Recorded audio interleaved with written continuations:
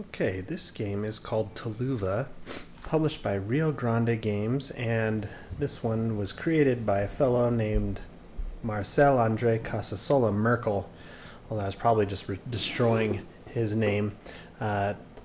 Pretty fun game, pretty intense. I mean, look at this guy. He's got skulls covering his business end of his loincloth there. I mean, that's pretty intense.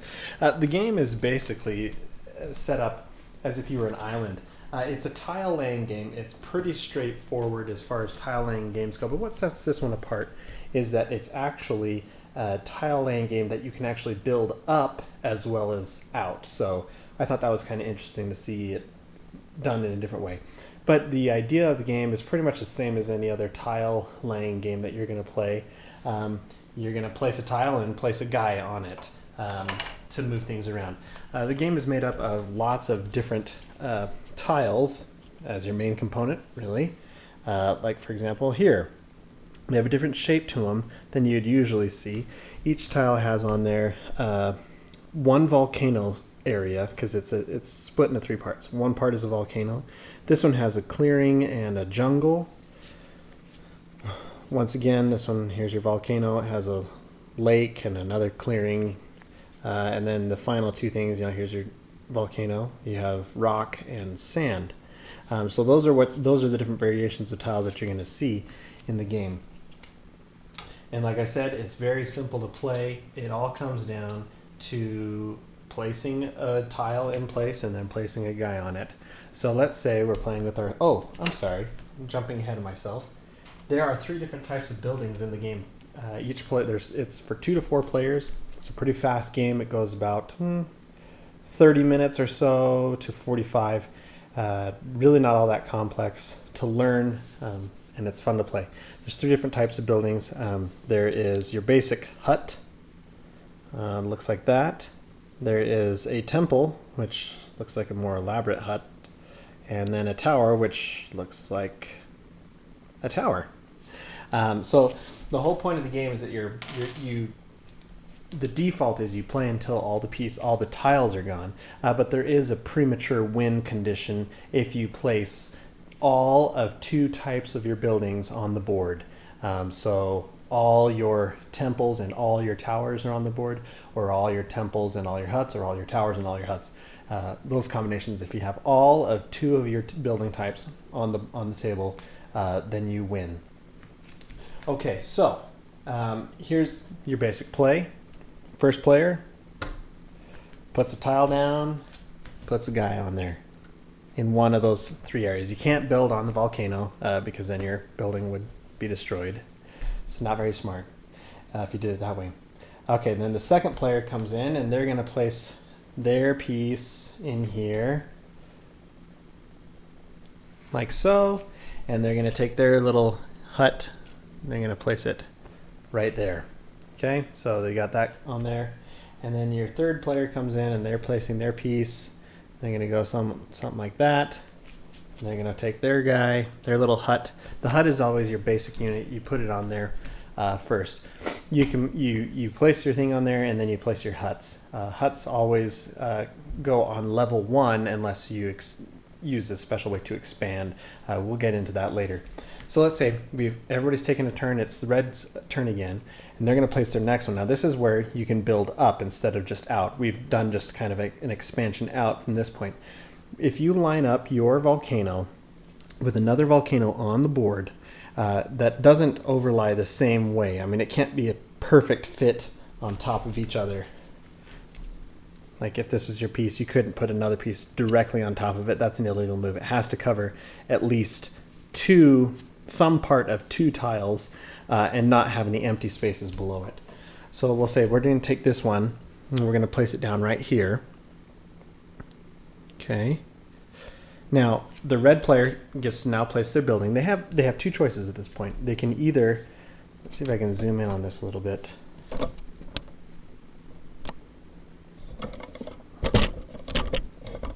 Sorry for all the shaking. The red player can either place one hut on a level 1 tile. This is a level 2 tile, and this is level 1. So I could place a guy here. Or what you can do for rapid expansion is say, I'm going to expand this settlement into all my jungle areas. So in this case, the only touching jungle area is right here, and it's on a level 2. So on level 2, you would place 2 huts. If it happened to be a level 3 or above, you would place that many huts on that area, 3 on 3, 4 on 4, etc., etc. If there ever comes a point in the game where you cannot place any building at all, you automatically lose. So you do have a limited number of huts and temples and towers, so you really have to be careful in how you place those so you don't run out of pieces, because that would be bad. All right, let me clear this off. So that's the basic play of the game. It's quite simple at that point. The variations that you'd see actually with the different buildings is they have different rules to them. The temples get placed. Sorry, I gotta put this back together here. There we go. A temple gets placed after you have three areas in your settlement. So this one has 3. 1, 2, 3. So the next one, I could place this and place a temple. Boom. So now you have that. So you have to have at least 3 areas in your settlement to be able to place a temple.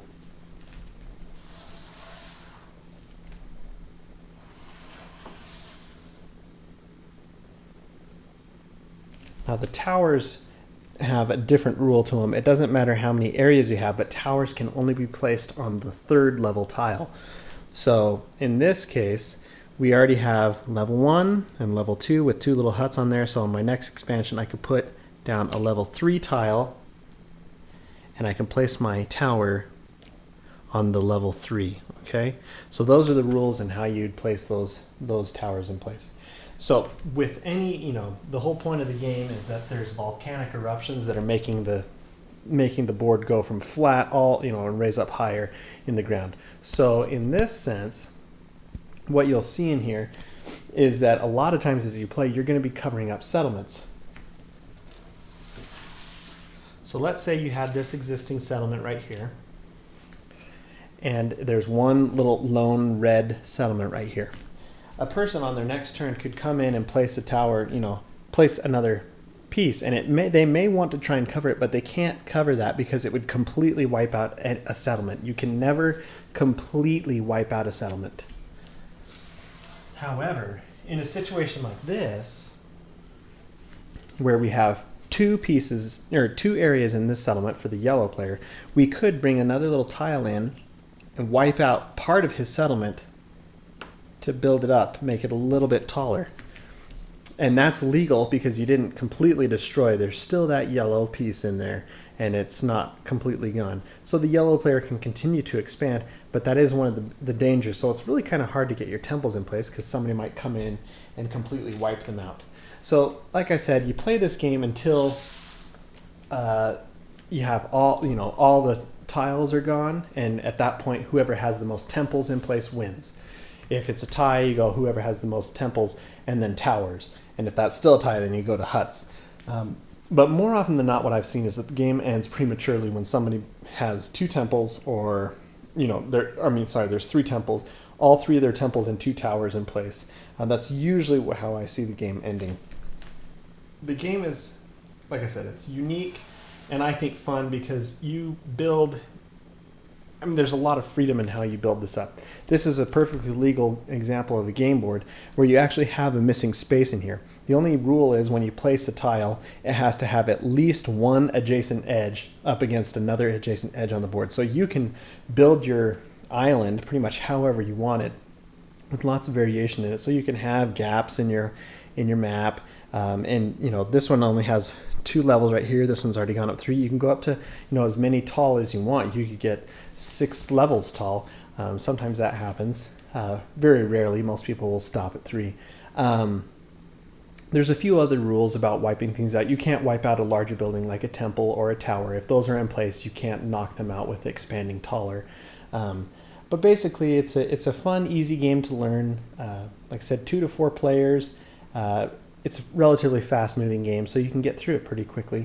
And I think it's a great addition to anybody who's looking for something that might be a little bit different than what they usually see as far as tile laying goes. This is a fun game because it has that 3rd dimension that you can build up.